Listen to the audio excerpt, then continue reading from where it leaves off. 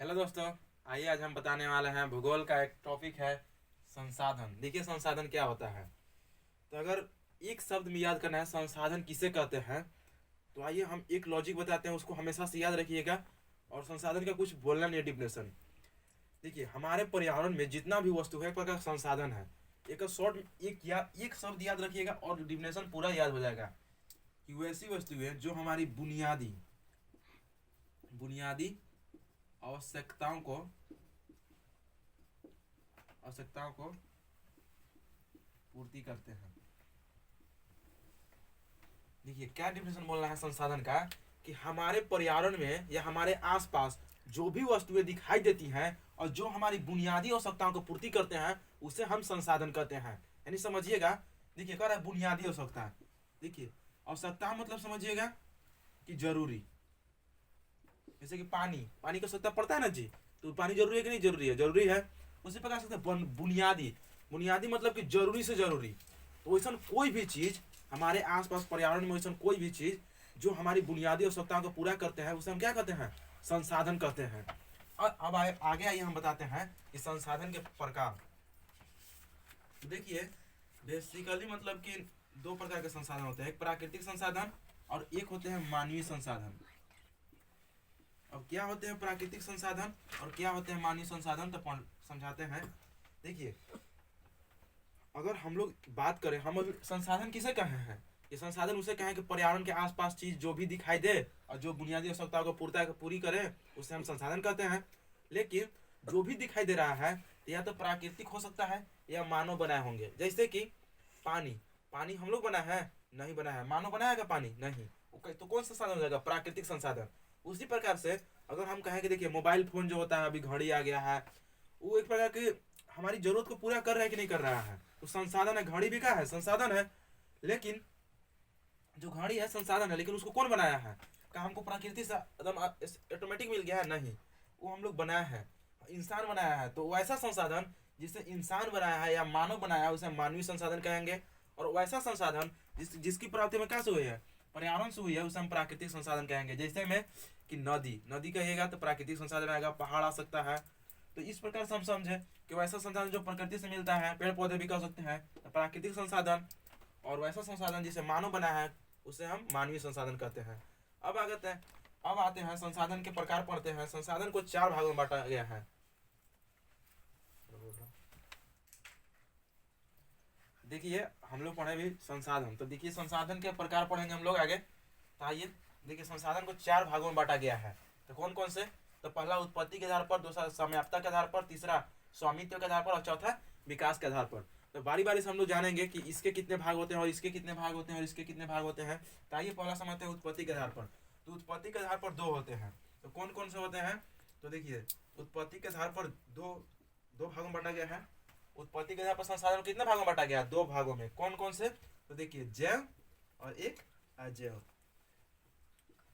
देखिए सीक्वेंस से एक हम बताते चल रहे हैं और फिर हम आगे बढ़ेंगे। तो पहले देखिए जैव और अजैव।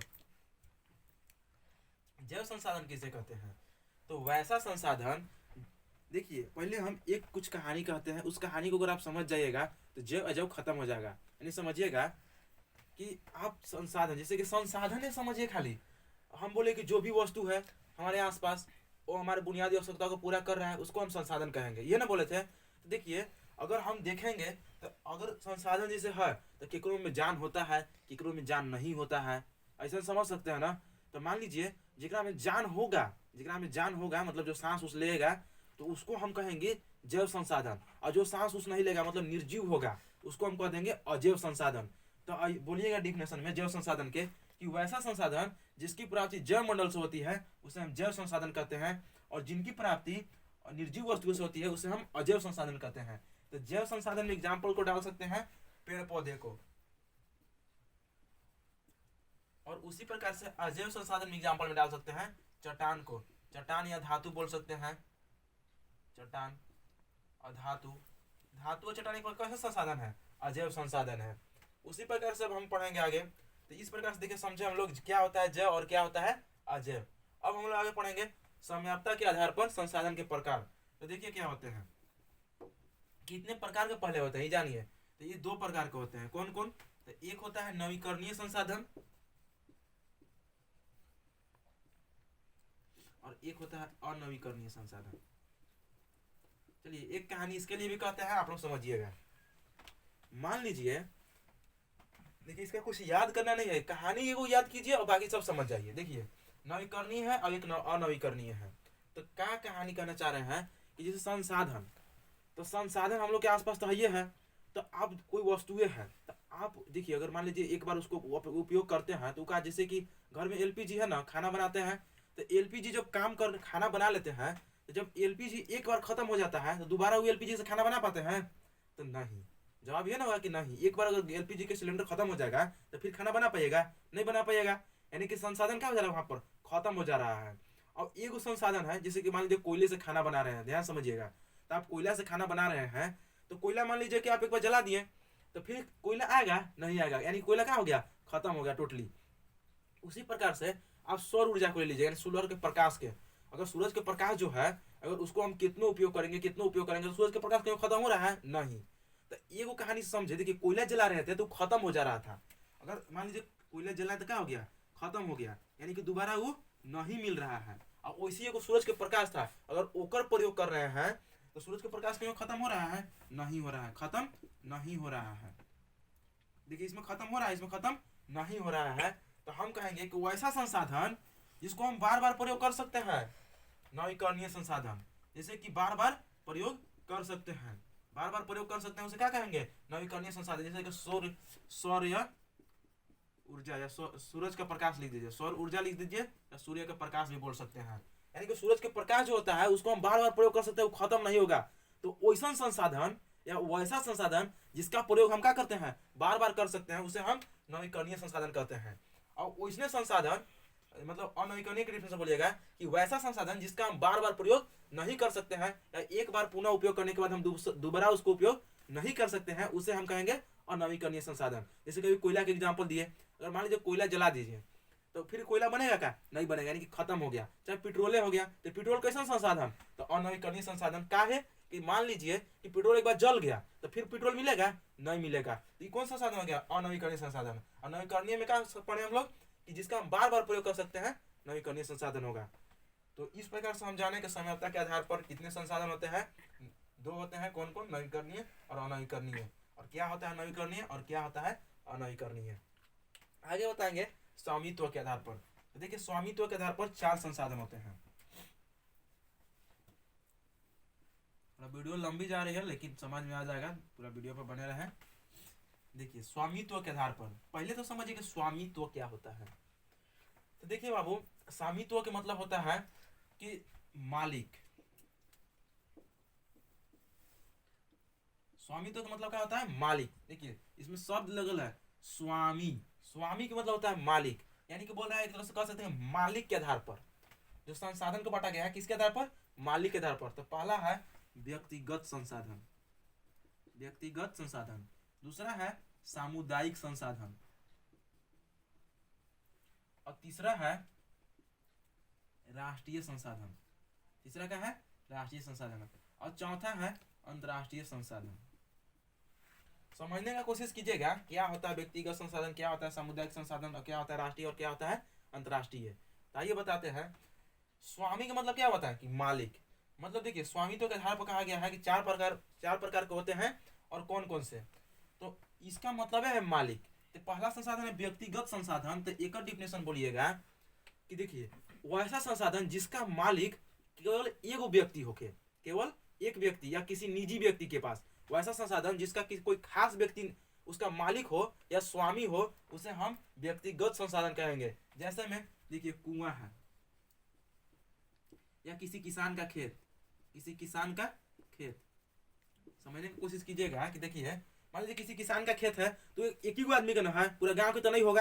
और मान लीजिए कुएं है तो कुआं एक खास आदमी को होता है। तो मान लीजिए उस पर व्यक्तिगत अधिकार अगर जिसका है, मान लीजिए घर भी कर सकते हैं किसी का, या किसी का पर्सनल मोबाइल भी कर सकते हैं। जैसे मोबाइल है, मेरा ही मोबाइल है, तो भला ही चला रहे हैं सब कोई, पापा चला रहे हैं, भैया चला रहे हैं, लेकिन मोबाइल किसका है, खास आदमी का, मतलब व्यक्तिगत अधिकार हुआ। यानी उसी प्रकार से तो कुआं, मेरे दादाजी का कुआं है तो कुआं मेरे दादाजी का है। भला ही अगर अगल बगल के हम खेत को पटाने दे रहे हैं तो वो बात की बात है, लेकिन कुआं क्या है, खास आदमी क्या है, तो कुआं का कैसा संसाधन हुआ, व्यक्तिगत संसाधन हुआ। या किसी किसान का खेत कैसा संसाधन, तो व्यक्तिगत संसाधन। डिफिनेशन क्या बोलिएगा कि वैसा संसाधन जिस पर किसी खास व्यक्ति का अधिकार हो, उसे हम व्यक्तिगत संसाधन कहते हैं। आइए आगे बताते हैं सामुदायिक संसाधन।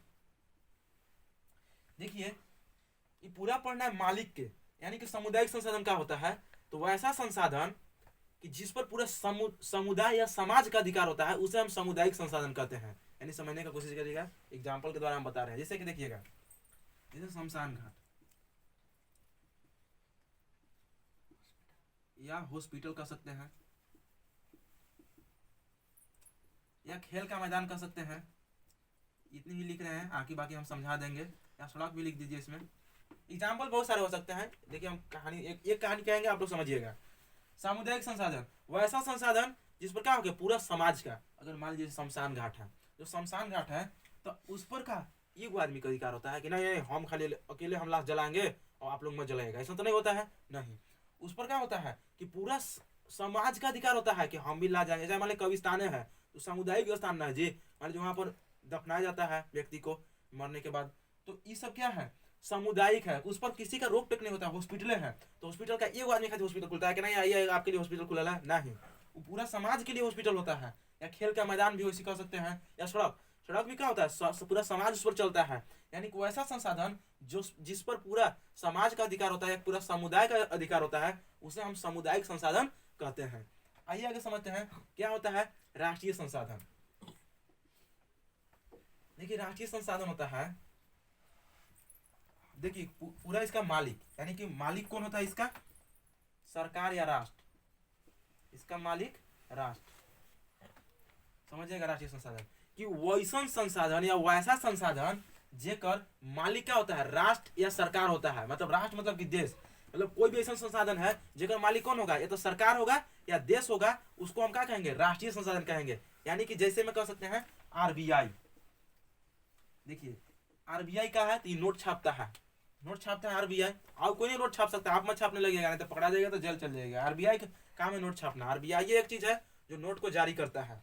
तो आरबीआई पर किसका नियंत्रण है, देश का है। उस सरकार उसको गवर्नर करता है, मतलब कि चलाता है, देखता है कि गलत काम नहीं कर रहा है। उस पर लिखा रहता है नोट पर कि केंद्रीय सरकार द्वारा प्रत्याभूत, मतलब ग्रांटेड रहता है नोट।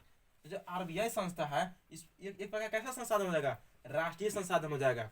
तो वैसा संसाधन जिस पर उसका मालिक कौन होता है, सरकार या राष्ट्र होता है, उसे हम राष्ट्रीय संसाधन कहते हैं। आगे हम लास्ट बताते हैं अंतर्राष्ट्रीय संसाधन।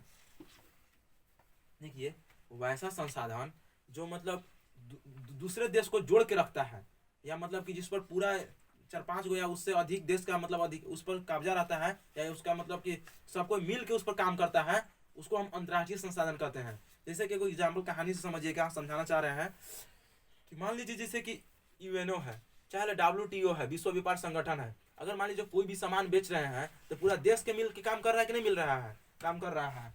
तो अगर जो WTO है वो एक प्रकार कैसा संसाधन है, अंतर्राष्ट्रीय संसाधन है। तो इस प्रकार से हम लोग पढ़े क्या होता है व्यक्तिगत संसाधन, क्या होता है सामुदायिक संसाधन, और क्या होता है राष्ट्रीय संसाधन। अब आगे हम बताएंगे विकास के आधार पर संसाधन।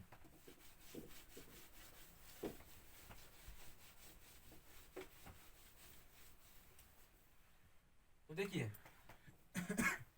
ये विकास के आधार पर संसाधन कितने प्रकार के होते हैं, 4 प्रकार के।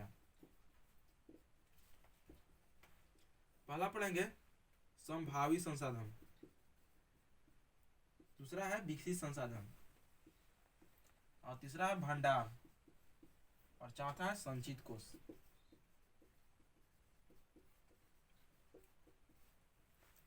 देखिए संभावी में क्या होता है कि वैसा संसाधन जो वर्तमान समय में नहीं है।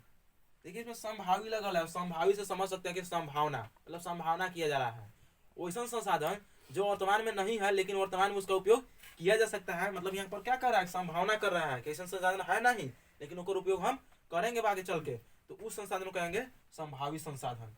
और विकसित संसाधन, देखिए विकसित संसाधन क्या होता है कि वैसा संसाधन, मतलब वैसा संसाधन जो कि यहाँ पर मौजूद है और गुणवत्ता, क्वालिटी और सर्वे यानी कि सर्वेक्षण किया गया है, उसे हम कहेंगे विकसित संसाधन। समझिएगा क्या कहना चाह रहे हैं कि मान लीजिए एक प्लांट हम खोले,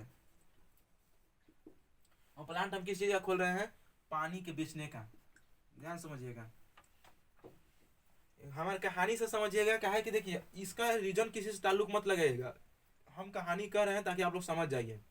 देखिए विकसित संसाधन, प्लांट हम खोले पानी का, तो हम सर्वे करेंगे। देखिए विकसित संसाधन में क्या समझाना चाह रहे हैं कि पहले हम सर्वे करेंगे कि हम मान लीजिए 4-5 गाँव में बेचना पानी है, तो हम सर्वे करेंगे कि ई गाँव को हम 10 बोतल देंगे, ऊ गाँव की 20 बोतल देंगे। हम सर्वे कर रहे हैं कि नहीं कर रहे हैं। और अगर मान लीजिए हमको पता चल गया कि हम 10 गाँव में पानी बेच रहे हैं, तो हम सोच लिए कि 10 को देना है, तो 10 गाँव में कितना हो जाएगा, तो 100 को हो जाएगा। अगर 100 बोतल हम पानी बेच रहे हैं तो हमको क्या करना होगा, पहले से गुणवत्ता, मतलब पहले से हम क्या कर लिए, सर्वे कर लिए। अब हमको पहले से पता है, मात्रा निर्धारित हो गया कि 100 बोतल बनाना है, तो इस संसाधन क्या कहेंगे, विकसित संसाधन कहेंगे। अब देखिए आगे आते हैं, क्या होता है भंडार और क्या होता है संचित कोष। तो देखिए भंडार यानी कि इसका तकनीकी ऐसा संसाधन जिसके लिए तकनीकी उपलब्ध नहीं है और तकनीकी के अभाव में इसको हम सुचारू रूप से चालू नहीं कर रहे हैं, वैसा संसाधन भंडार संसाधन कहलाएंगे। उसी प्रकार से क्या चीज, संचित कोष संसाधन। उसी प्रकार से क्या है, संचित कोष संसाधन। देखिए संचित कोष संसाधन क्या होता है कि वैसा संसाधन जिसका उपयोग मतलब टेक्नोलॉजी के अभाव में नहीं किया जा रहा है, उसे हम कह सकते हैं संचित कोष संसाधन। देखिए समझाना चाह रहे हैं, समझिएगा का कि जैसे कि अगर पावर प्लांट है, पावर प्लांट वो जल से चलता है, जल विद्युत संयंत्र, मतलब वो जल से बिजली पैदा होता है ना जी।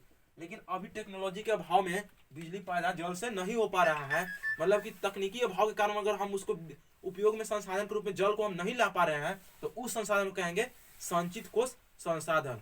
तो आज हम लोग जाने कि क्या होता है संसाधन और क्या होता है संसाधन के प्रकार और कितने भागों में बांटा गया है। तो मुझे आशा है कि आप लोग को अच्छा लगा होगा। आप लोग कैसा लगा कमेंट में जरूर बताइएगा, और मेरे चैनल पर नए हो तो चैनल को सब्सक्राइब कर दीजिएगा। थैंक यू दोस्तों, जय हिंद।